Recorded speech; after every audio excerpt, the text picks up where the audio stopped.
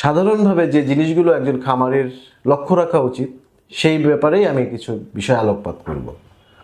প্রথম হচ্ছে যে আপনি যখন কোনো ফার্ম করবেন, সেটার ব্রয়লার হোক, লেয়ার হোক বা কক, আমাদের দেশে যেটা ট্র্যাডিশনালি পালন করা হয়, যেটাই করেন না কেন তার একটা বাসস্থানের জায়গা নির্ধারণ করতে হবে আপনাকে। সেই ঘরটার করার কিছু বেসিক ক্রাইটেরিয়া একজন খামারিকে মেনটেন করতে হবে। তার মধ্যে প্রথম কথা হচ্ছে ঘরটা যে তৈরি করবেন বাসস্থান থেকে যদি একটু দূরে হয় তাহলে ভালো হয়, এবং জমিটা যেন একটু উঁচু হয়, যাতে ওখানে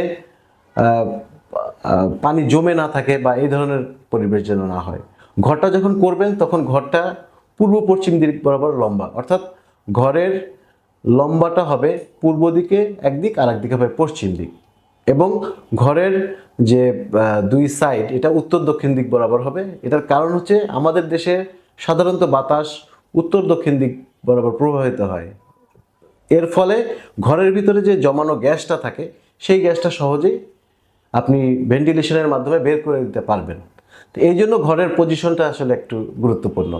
আর একটা বিষয় হচ্ছে যে ঘর যখন তৈরি করবেন তখন আপনি কি খেয়াল রাখবেন মিনিমাম 20 থেকে 25 ফিট এর বেশি দৈর্ঘ্য চওড়া যেন না হয়। আপনি দৈর্ঘ্য অনেক দিতে পারেন, কিন্তু চওড়াটা যেন এর বেশি না হয়। এটার একটা কারণ হচ্ছে যে ঘরের চওড়া যত কম হবে তত কিন্তু ওই ঘর থেকে ঘরের ভিতরে যে গ্যাসগুলো উৎপন্ন হবে সেই গ্যাসগুলোকে সহজেই ভেন্টিলেশনের মাধ্যমে বাইরে বের করে দেওয়া সম্ভব। এই কয়েকটা জিনিস খেয়াল রাখবেন, এবং ঘরটা যখন করবেন তখন মাচাটা যেন নিচ থেকে একটু উপরের দিকে করার চেষ্টা করবেন। অর্থাৎ ঘরটা হাইটটা আমরা বই খাতায় পাবেন আপনার 8-9 ফিট, কিন্তু আমি আমার প্র্যাকটিক্যাল এক্সপিরিয়েন্সে বলবো এটা একটু বেশি দেওয়া ভালো। কারণ কি, যত ঘর উঁচু হবে ওই ঘরে কিন্তু গ্যাসগুলো নিচে জমে থাকতে পারবে না। গ্যাস কিন্তু তৈরি হয় নিচে, বাট সেটা কিন্তু নিচে থাকে না, সেটা ঘরের উপরে যায় এবং উপর থেকে ওই মুরগির উপরে একটা কিন্তু প্রেশার ক্রিয়েট করে।